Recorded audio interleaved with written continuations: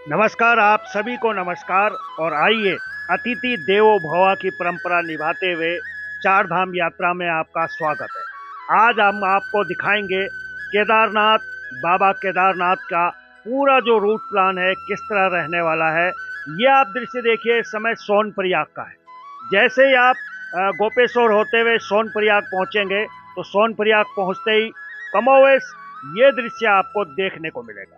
ये देखिएगा, यहाँ आपको खच्चर मिलेंगे, गाड़ियाँ मिलेंगी और सोनप्रयाग में आप गाड़ी को पार्क करके वहाँ से पैदल निकलेंगे और आगे आएंगे तो एक पुल पड़ेगा, बड़ा सा एक पुल है और वहाँ पुल तक आपको सामना करना पड़ेगा इन खच्चरों का।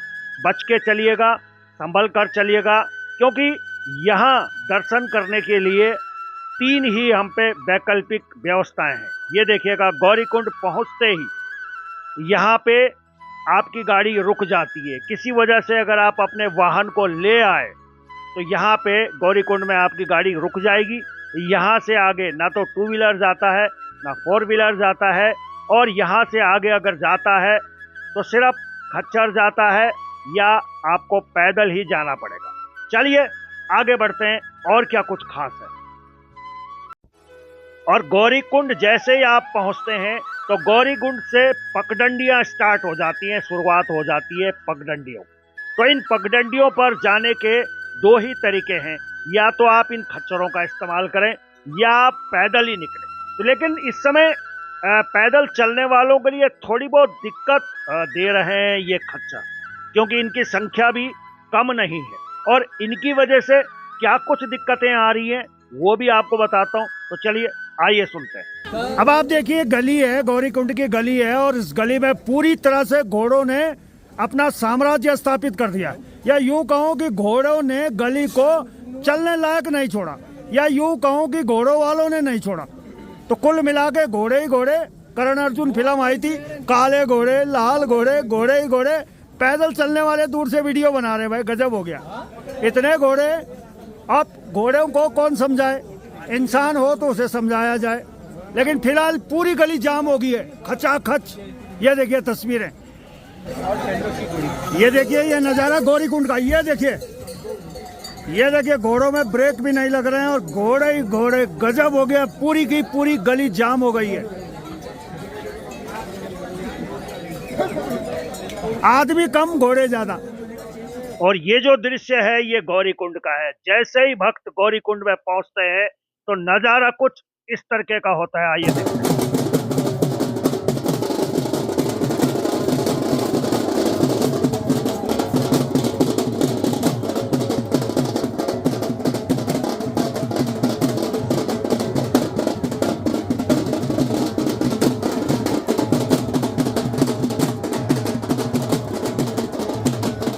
और जैसे जैसे रात बीतती है हल्की बूंदाबांदी और बारिश का भी आपको यहाँ सामना करना पड़ सकता है। तो जिनके पास में रहने की सुविधा नहीं है तो वो इस तरीके से रात को टेंट लगाकर गुजारा करते ही। ये देखेगा, रात में टेंट लगे हुए और हल्की बूंदाबांदी भी यहाँ पे होती है। उसके बाद आगे बढ़ते हैं हम, सुबह होती है तो आगे बढ़ते हैं तो सामने चोटी पर बर्फ आपका इंतजार करती है और सुंदर अद्भुत नज़ारा आपको बताता है कि उत्तराखंड किसी स्विट्जरलैंड से कम नहीं है। ये देखिएगा आप, अगल बगल आपको बर्फ की बड़ी बड़ी शिलाएं मिल जाएंगी। सुंदर अद्भुत नज़ारा, जहां तक आप नज़र दौड़ाएंगे आपको बर्फ देखने को मिलेगी। और ये तस्वीर बताती है कि बाबा केदार के दर्शन करने का सौभाग्य हर किसी को नहीं मिलता है। मैं आप लोगों को बताना चाहता हूं, अगर आप दूर से आ रहे हैं तो यहाँ पर माइनस में टेम्परेचर है, यानी कि तापमान शून्य से भी नीचे है। बारिश हो रही है, सर्द हवाएं चल रही हैं और यहाँ का पानी बहुत ठंडा है। तो आप अपने इंतजाम लेके चलें।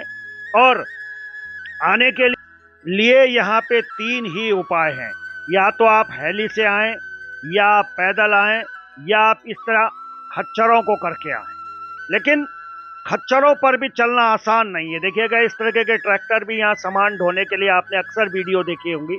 ये ट्रैक्टर भी यहाँ बहुत आसानी से चढ़ जाते हैं। तो यहाँ आने के लिए मैं आप लोगों को फिर बता रहा हूँ कि आप लोग अगर दूर से आ रहे हैं तो अपनी व्यवस्थाएं अच्छी लेके चलें। बारिश भी यहाँ पे हो रही है और ठंड भी यहाँ पे बहुत अच्छी है। और अब देखिए ये है बाबा केदार। जब हम पहुँचते हैं तो इस तरह से दीदार होता भव्य बाबा केदार का। और देखिएगा यहाँ पे मैं फिर आप लोगों को बता देता हूँ कि आप लोग गरम स्वेटर कंबल जरूर लेके आएं क्योंकि सर्दी बहुत है। ये देखिए एक ओम का निशान है, बहुत सुंदर और बहुत बड़ा ओम का निशान यहाँ आपको देखने को मिलेगा। ये सेल्फी पॉइंट भी इसको कहते हैं।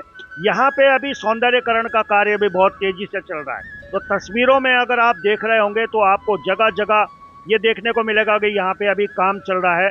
जगह जगह पर आपको कुछ टूटा हुआ दिखेगा, कुछ निर्माणाधीन इमारतें दिखेंगी, या आप ये देखेंगे कि ये वो केदारनाथ नहीं है जो हमने पहले देखा था। तो जी यहाँ पे सौंदर्यकरण का कार्य भी बहुत तेजी से चल रहा है।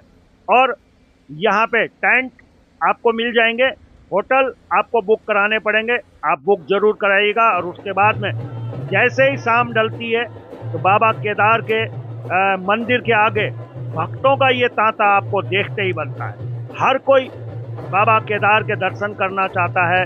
कोई सेल्फी ले रहा है, कोई वीडियो बना रहा है, कोई रील बना रहा है, और हर भक्त ये चाहता है कि मैं बाबा केदार के दर्शन करूं। दूर दूर से एक भक्त देखिएगा, ये जो शिव की मूर्ति है, एक भक्त हमें दिखे थे रास्ते में, वो इस मूर्ति को लेके पूरे रास्ते में पैदल यहाँ पहुंचे हैं।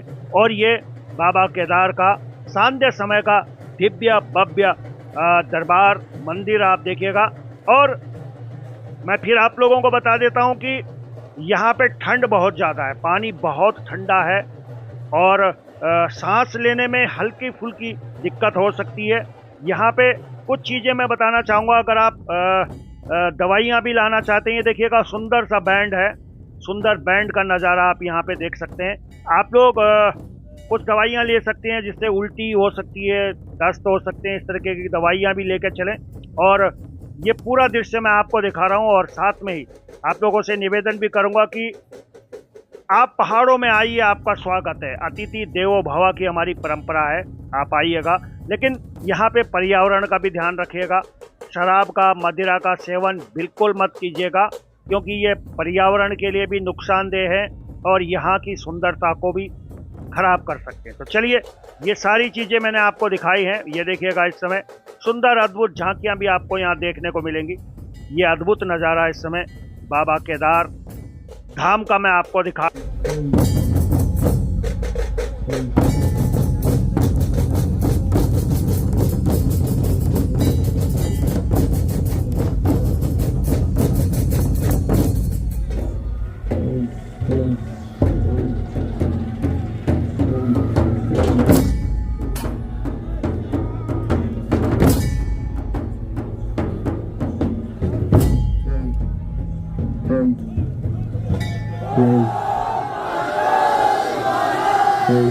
Hey.